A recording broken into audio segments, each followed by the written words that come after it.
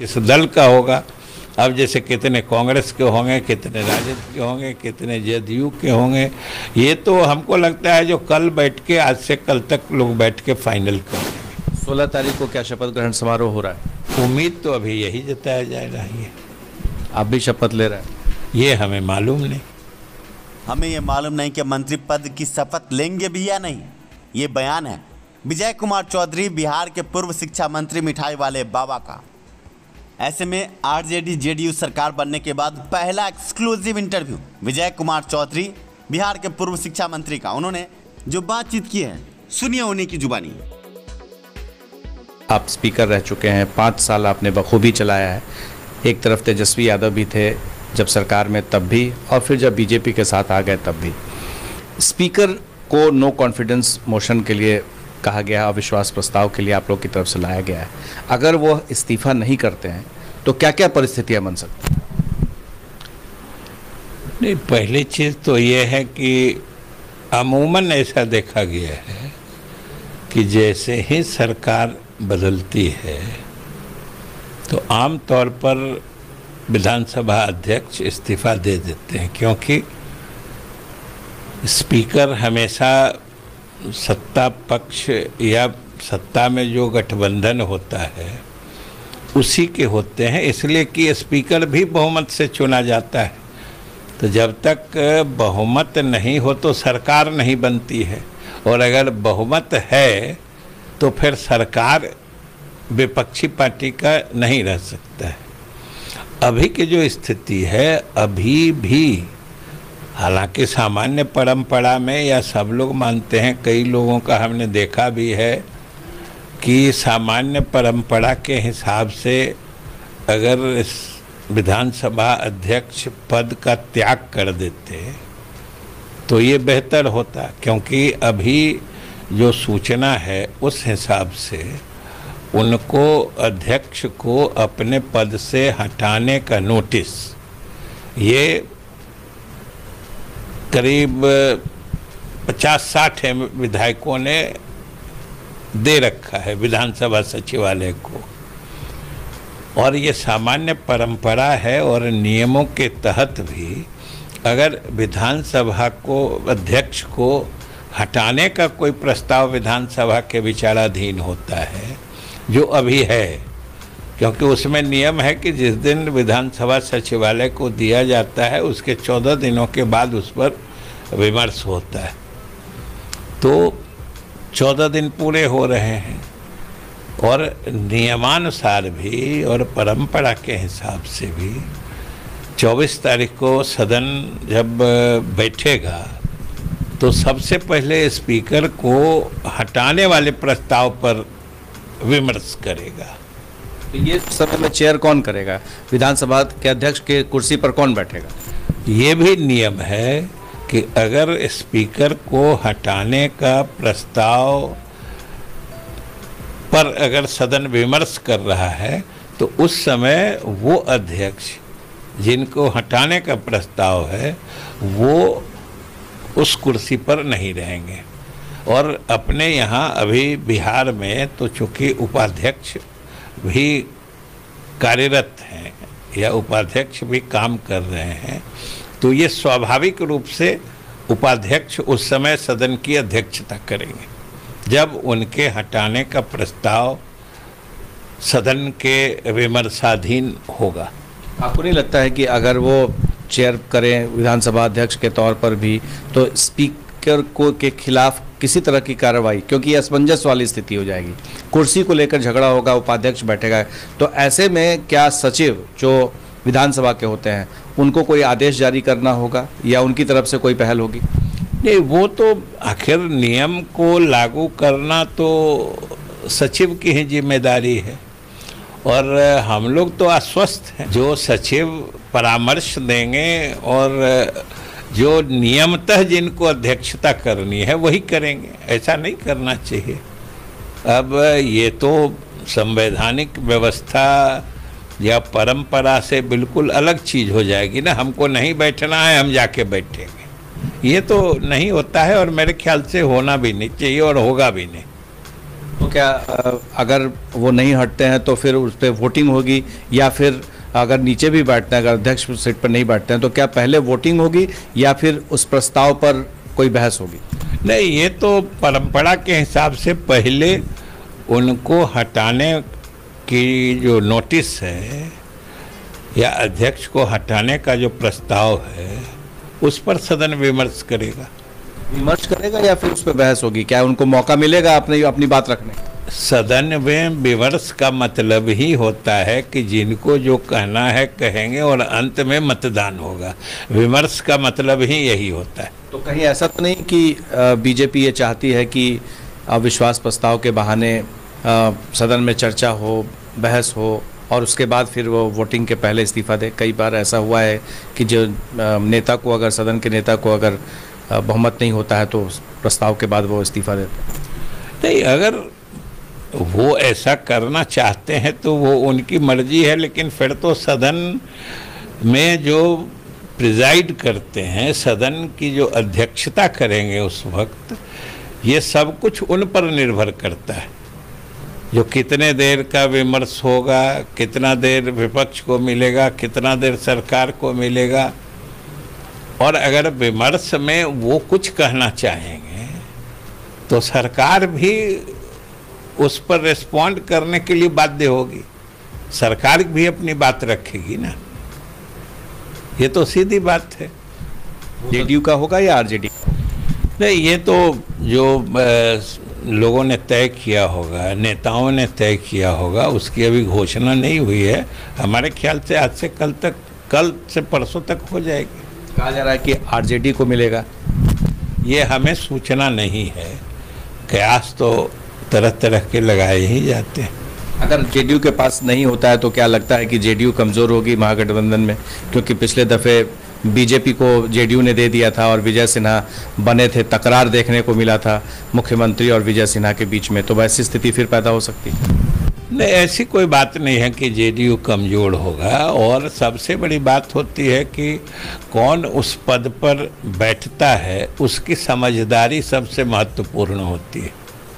इसलिए राजद का बैठे, कांग्रेस का बैठे, माले का बैठे, जदयू का बैठे, कोई फर्क नहीं पड़ता है। गठबंधन के पास ऐसा प्रबल बहुमत है कि उससे कोई फर्क नहीं पड़ेगा, पहली बात। और दूसरी बात, जो उस पद पर बैठेंगे निश्चित रूप से उनमें इतनी सलाहियत होगी कि किसी दल को कमज़ोर करने की कोई स्थिति नहीं बनने देंगे। पर विजय सिन्हा के साथ जो देखने को मिला, अब तो आप गठबंधन से अलग हो चुके हैं, आपको लग रहा है कि उन्होंने सही किया था जो मुख्यमंत्री के साथ जिस तरह से बहस हुई थी, जिस तरह से वो सरकार के कामकाजों में अपनी भागीदारी देख रहे थे या फिर चलाने की कोशिश कर रहे थे? आपके सवाल पूछने के तरीके से ही स्पष्ट है कि उन्होंने जो काम जिस ढंग से किया उस पर आप प्रश्न चिन्ह आपके मन में है। तो ये क्या इशारा करता है? आप कह रहे हैं कि जो उनके तौर तरीके थे, तो ये तो लगता है कि आपके मन में भी कुछ संशय घूम रहा है। तो संशय को स्पष्ट ये तो बिल्कुल अपने आप में इशारा है। और जब आप इस बात से, मतलब आपके दिल में ऐसी बात लग रही है, तो स्वाभाविक रूप से उसमें कुछ सच्चाई होगी। ये नीतीश कुमार मुख्यमंत्री और जो गहमा गहमी, जिस तरह से गर्मा गर्मी हो रही थी, क्या आपको लगता है कि सदन की गरिमा को चोट पहुंची? देखिए, सदन की गरिमा को चोट की बात नहीं होती है। वही हमने कहा कि कौन किस कुर्सी पे बैठा है, उसकी समझदारी सबसे महत्वपूर्ण चीज़ होती है। या अगर ये नहीं रहते हैं, दूसरे जो भी आएंगे, सारी चीज़ें उनके समझदारी पर निर्भर करती हैं। उस दिन सदन में जो कुछ हुआ, ये बात सही है कि मुख्यमंत्री जी ने कुछ बातें रखी, लेकिन उन्होंने कोई भी ऐसी चीज़ नहीं कही जो नियम संगत नहीं था या विधानसभा की जो नियम प्रक्रिया या कार्य संचालन नियमावली है उसके अधीन नहीं था।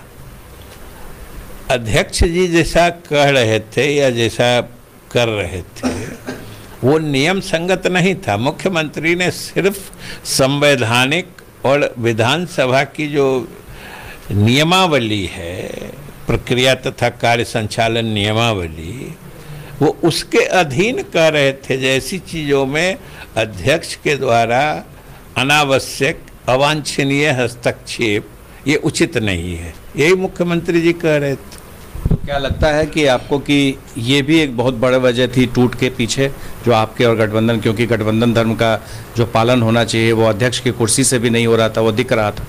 नहीं, ये तो एक मतलब बहुत ही छोटी बात थी। बाकी तो चीज़ें पार्टी की तरफ से और मुख्यमंत्री जी के भी तरफ से कही गई हैं कि गठबंधन दोनों दलों के बीच जो आपसी समझदारी थी उसी में फर्क आ रहा था। जब चुनाव हुआ पिछला, उसी वक्त से जो स्थिति बनी थी या जो जिस ढंग से जदयू के साथ जो बर्ताव हो रहा था, उसके कारण संशय और एक तरह से मन में शिकायत का भाव बन रहा था।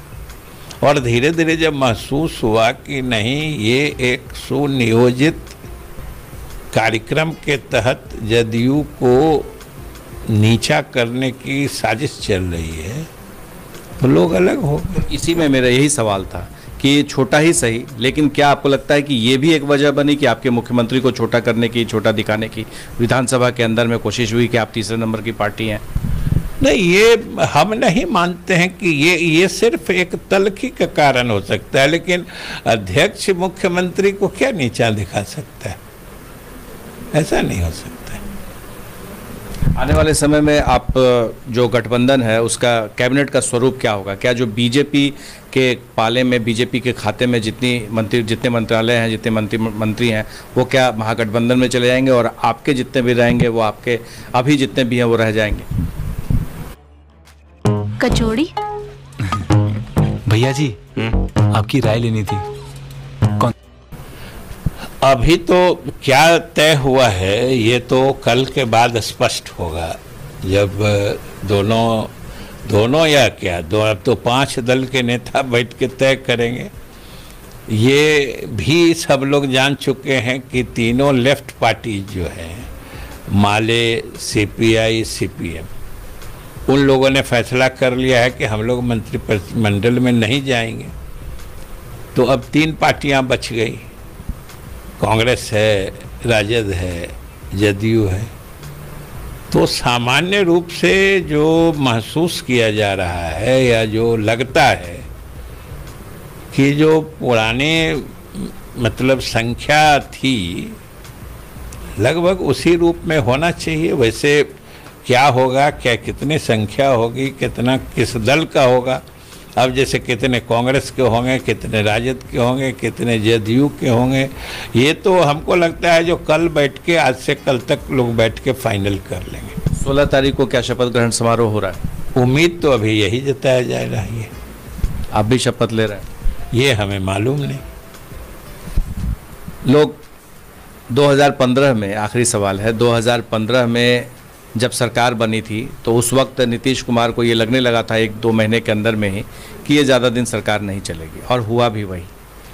2017 में आप लोग आ गए, फिर 2020 में आपकी सरकार बनी, फिर शुरू से ही लगने लगा था, जैसा कि आप भी बता रहे हैं, कि कुछ ठीक नहीं चल रहा था शुरू से ही। तो ये जो महागठबंधन की सरकार बनी है, इसका डेडलाइन क्या देते हैं आप, कितने दिनों तक चलेगी?